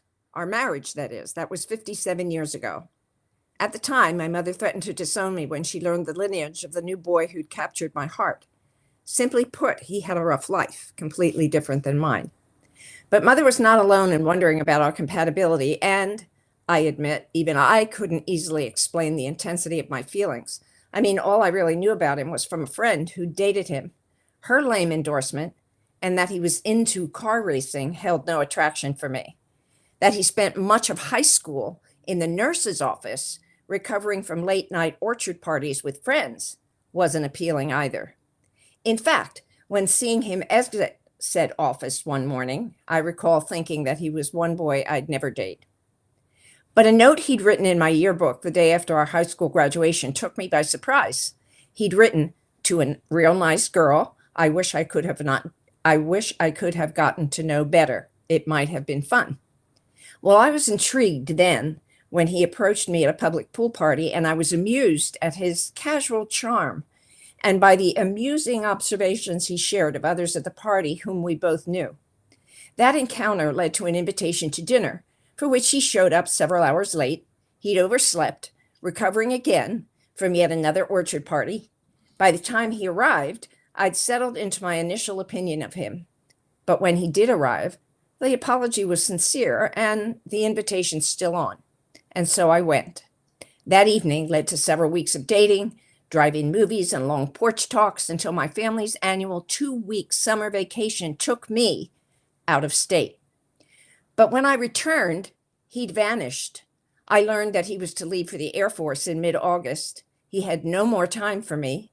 Apparently, there were many parties to attend with his friends before his departure, and I was not a party girl. I was devastated. But September came, as did my arrival as a college freshman. My summer romance became a bittersweet memory.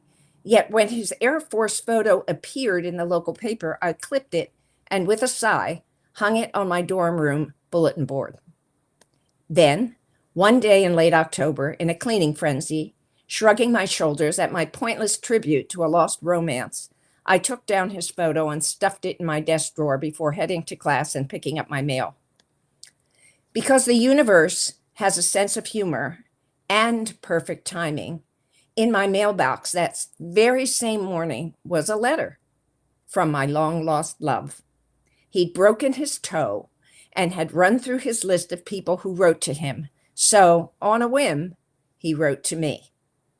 How his letter got to me will forever be a mystery. My last name and the name of the college were misspelled, and he didn't know the town where the college was located. Pennsylvania was the address, he wrote. Somehow, the postal gods found me, and as they say, the rest is history.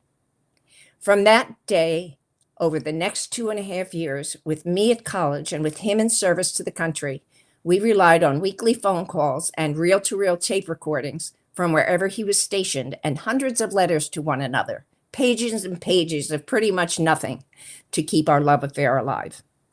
Our destination wedding in Hawaii occurred while he was on an R&R from a year-long tour in Vietnam, and as his suggested add-on to my mother's dream vacation, the last family vacation we would spend as a nuclear family. Beyond our unlikely beginning, there are so many stories to tell from those early years, so many coincidences, and so many challenges.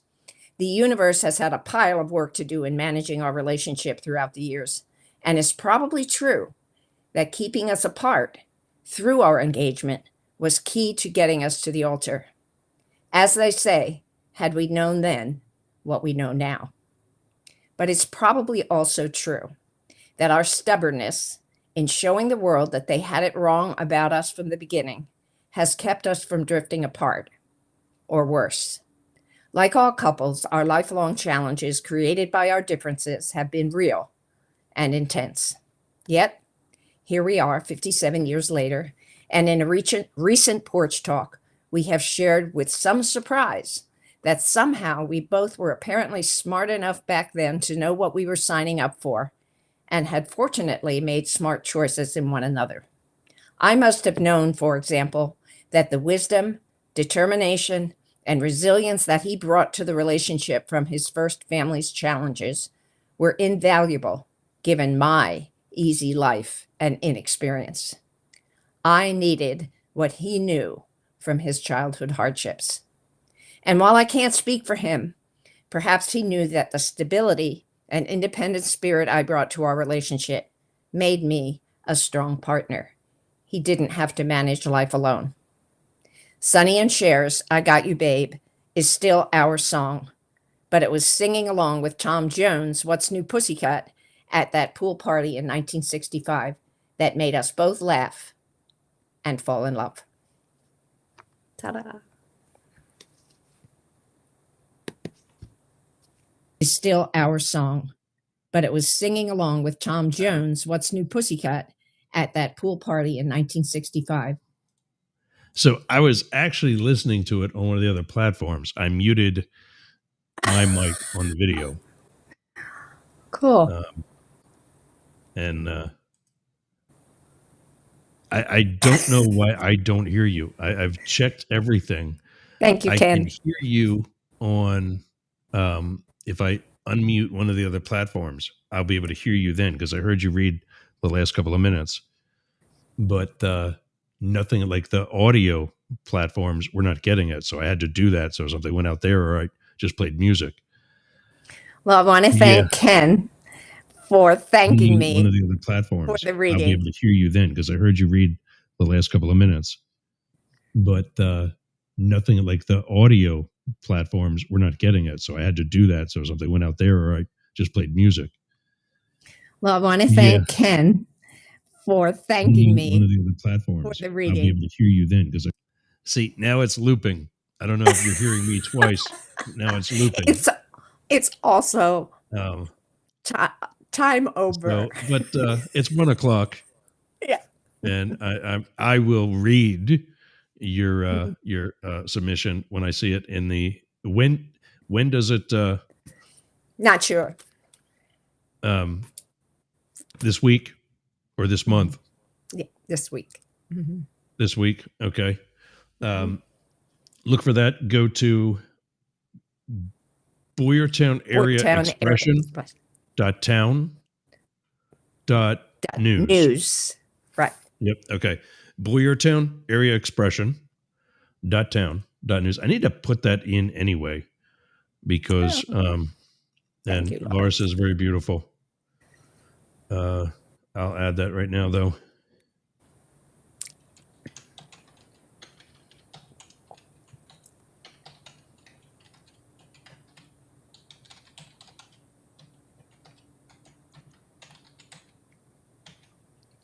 Are we done?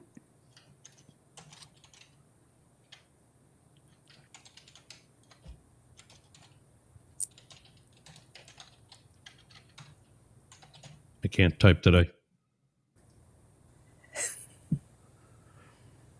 There we go. There's the address, everybody.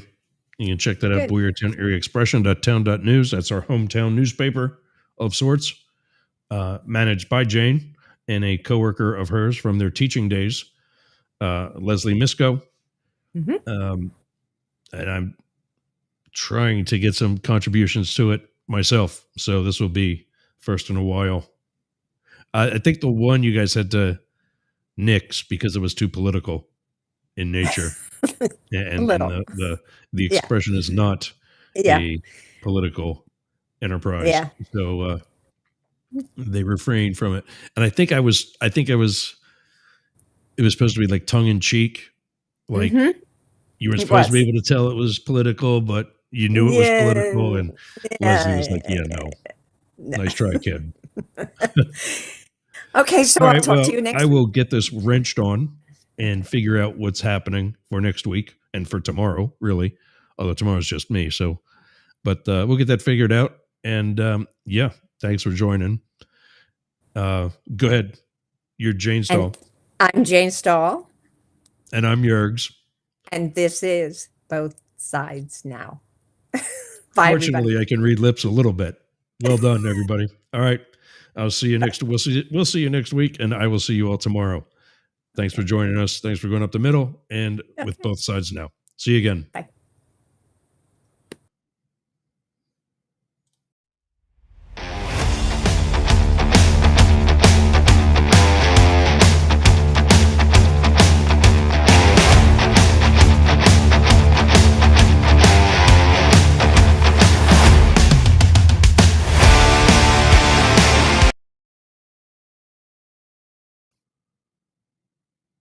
All right, gang. I'm going to wrap some things up here. Disconnect all.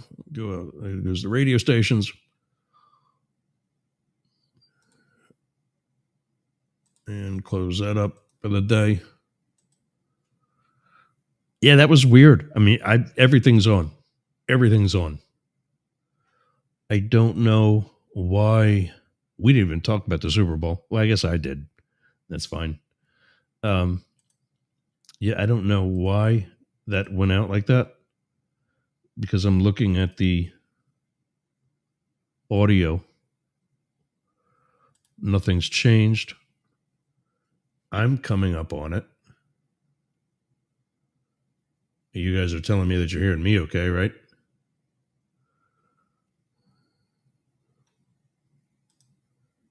Audio. Nothing's changed.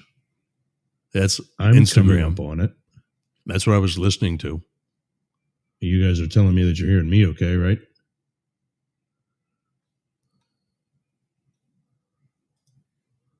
Audio. Nothing's changed.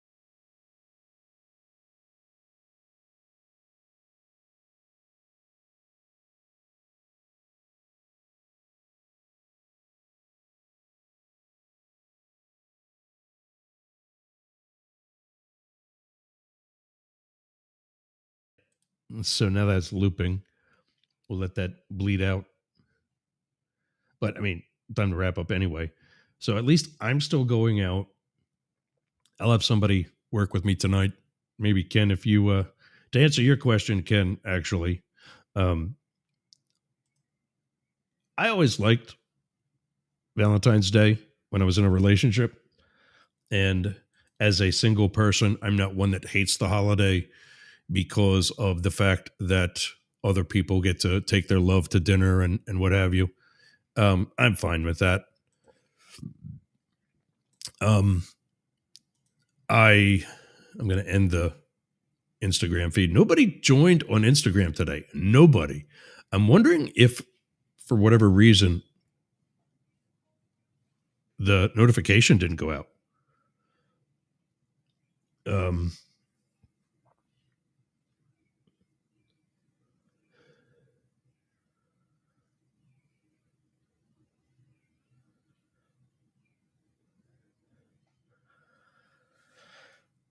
Like, I didn't get it either, actually. Change to some of my other accounts and see if it's in the...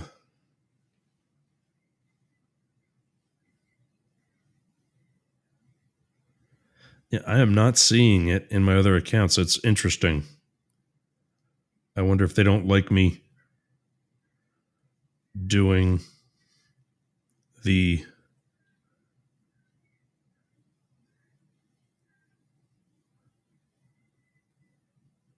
I occasionally get notifications from Instagram that there's some automated thing that they don't like, which is this. They're talking about Restream.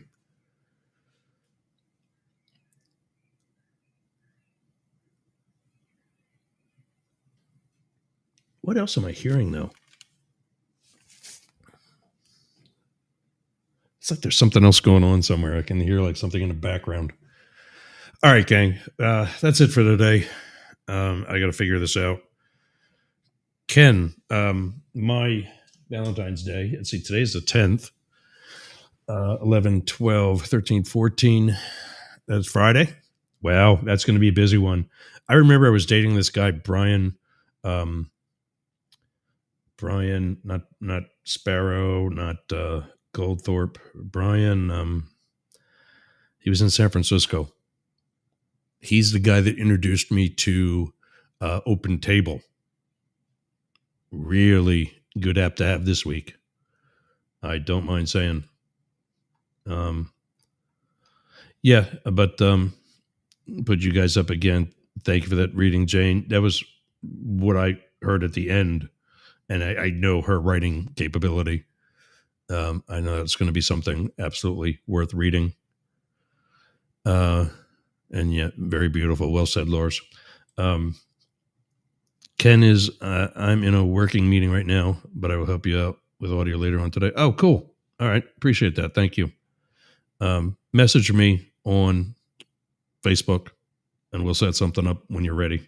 Do what you got to do, bud. I appreciate you listening. Appreciate you all. I hate saying that. I appreciate you. That's like a catchphrase people like to say. I come up with my own shit. But when I say it, it's genuine. I'm going to go comb my hair and figure out whether or not I'm going to cut it.